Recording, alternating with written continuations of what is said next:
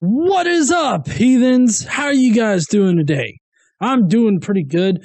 I think we probably have some new people on the page today, so welcome! Today, though, we're going to be taking a look at some arguments for God's existence, mainly coming from Dr. Craig, but these are arguments that have been around for a while, and they're pretty basic arguments, and so I wanted to provide a very short and concise response to these particular arguments.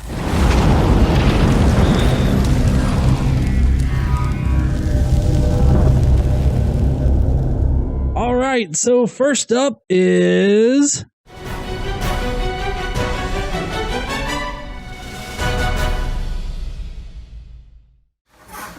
In a lot of your debates, you tend to have a very structured format, like present one argument, and a lot of times like the classic arguments and explain it, and then another one and explain it, another one and explain it, and you end up having like 3, 4, 5 different arguments. Yes. If you could pick one of the classic arguments, which one would you pick? Well, my favorite is the so-called Kalam Cosmological Argument, which says the universe began to exist. If the universe began to exist, then the universe has a transcendent cause. Therefore, the universe has a transcendent cause. I love that argument. I think it's very powerful and persuasive. All right, the way Dr. Craig actually presents this is not technically the Kalam Cosmological Argument. The Kalam Cosmological Argument doesn't sound so circular logic-y. It does have its problems, but circular logic kind of isn't one of them. He kind of screws it up at the end there by saying that the universe has a first cause, therefore the universe has a first cause or something like that.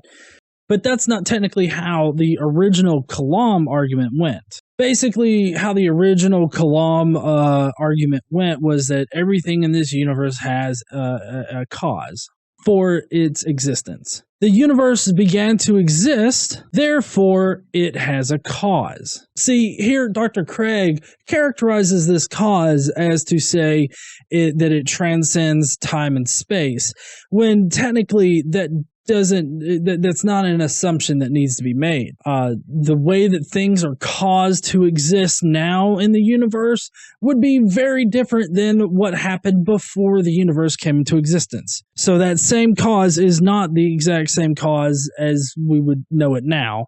Shit doesn't just pop into existence, with the exception of virtual particles. Virtual particles do pop into existence. There are a number of assumptions that come with this particular argument. One is that self-causation is not possible. When we know that virtual particles exist, therefore, it's very probable that the universe could have just popped into existence, or it could have banged itself. There is a reason, or there is a cause out there that's possible that the universe could have banged itself. Another assumption that this particular argument makes is that the transcendent cause that he's mentioning is a very specific view of God. So like him arguing as a Christian, he would be arguing for the existence of the Christian God. A Muslim would be arguing for the existence of Allah. So you have these people that are making these arguments, but they're arguing them for a certain kind of God. So they have this very unique idea of the God that they think exists. One of the fallacies that this particular argument makes is special pleading. Special pleading is where you make a special case for something that lies outside of all of the other cases. You might point back to my virtual particles thing as being a special case, but not so much when you consider quantum physics and how that works. It's not so much a special case as just one example of how quantum physics works.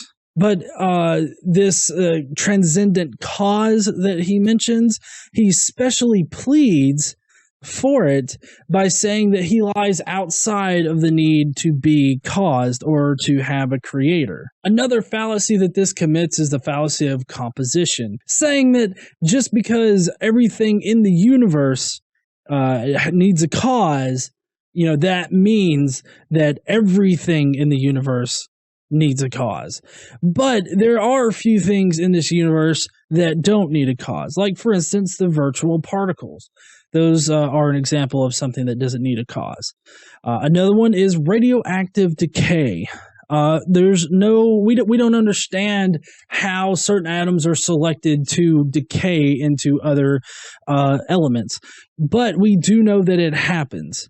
And we don't know how that's selected. As best as we can tell, it's randomly selected. So those would be two real examples of how it breaks this whole idea that everything in this universe has a cause. Having said that, however, I think the argument that actually resonates most with people and that has the most existential grip is the moral argument for God.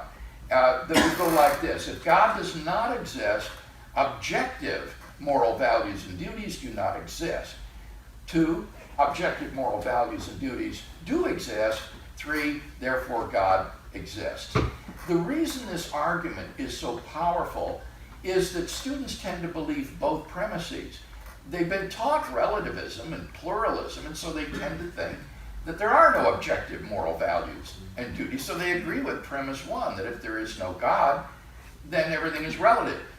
But at the same time, the values of tolerance and fairness and love has been deeply instilled into them. They are desperately afraid of judging someone else. And so they think it's morally wrong to be intolerant, that it's morally wrong to judge someone else. And therefore they're deeply committed to premise 2 as well, that there are objective moral values. And they just never put the two together to see what follows from it, namely that God exists. And so this has a very powerful existential force, I think, in sharing with people, because you can't ignore it. Every day you get up, you answer by how you treat other people, whether or not you think people have objective moral value or not, or just to be used, things to be used. And so the argument's inescapable. You can ignore the evidence for the beginning of the universe and get along just fine, but you can't ignore this question of whether there are objective moral values and duties. I really love the whole argument from morality, mainly because Christians don't realize how the morality of the Bible has changed over the years. I mean, if you really just take a look at how it's changed, you will see that it's dependent upon the societies that we live in. Even right now in the world, it's dependent upon which society that you live in as to what is moral and immoral. In other places in the world, homosexuals are killed, whereas here in America, we just want to prevent them from, getting married or buying wedding cakes. But if you take another hard look at the Bible and its history, you will see that the Bible and the objective morality professed by Christians to be contained in the Bible, they've changed radically, especially since the 1st century or 2nd century, third century, when the Bible was actually cobbled together. For one thing, you have slavery. Slavery ended in the Americas at about 1865 or so, but even then, African Americans weren't granted the same status as white people until about 1960. What was it, 66? Even now, there are some instances where you could say that discrimination still happened. And it all leads back to good old Bible teaching. Women's rights. Women's rights that were totally shit on before the 1920s when women's suffrage happened. Back then, there were people voting vehemently against allowing women to have the same rights as men. It was seen because of the Bible and biblical teachings that the woman's place was in the home, barefoot, pregnant, and making a pie or spaghetti or whatever the women's make in the kitchen. Honey, I don't know what you're doing there, but it's magical. It says that they should be keepers at home. They should be good. And then he says they should be obedient to their own husbands. Now, how often do you hear that preached today? Well, if you come to Faithful Word, you hear it all the time. But if if you go somewhere else, you don't hear it so much. But that's what the Bible says. You say, well, that's old, that old-fashioned idea. Today we have women's rights. We've come a long way, baby. And today, you know, oh, those horrible, horrible days when women had no right. Right, let's bring them back. Let's get back to those days. What are you so worried about? What do you think they mean when they say women's rights? You know what they mean? The right to divorce your husband is what they mean. You know what they mean? The right to rebel and disobey your husband, the right to divorce him, the right to go out and get a job and make your own money, the right to tell him what to do, the right to go vote for our leaders as if women should have any say in how our country is run, when the Bible says that I suffer not a woman to teach nor to usurp authority over the man, but to be in silence. I am quoting the Bible right now. But it's old-fashioned. Why do you think that women were not allowed to vote until the 20th century? And yet if I get up and say, I don't believe women should vote, because if we're in a democracy which is ruled by the people, I don't want to be ruled over by women. But then you go a little bit farther to, the 2000s, and even a little bit before that, you have, the LGBT community. Prior to then, LGBT people were apparently killed, at least according to the Bible, because in Leviticus, that's exactly what they tell you to do, is to hit those motherfuckers with a stone. But as you will notice in each of these cases, Christianity has changed with the times. They have changed radically to match what society has deemed to be the new moral standard.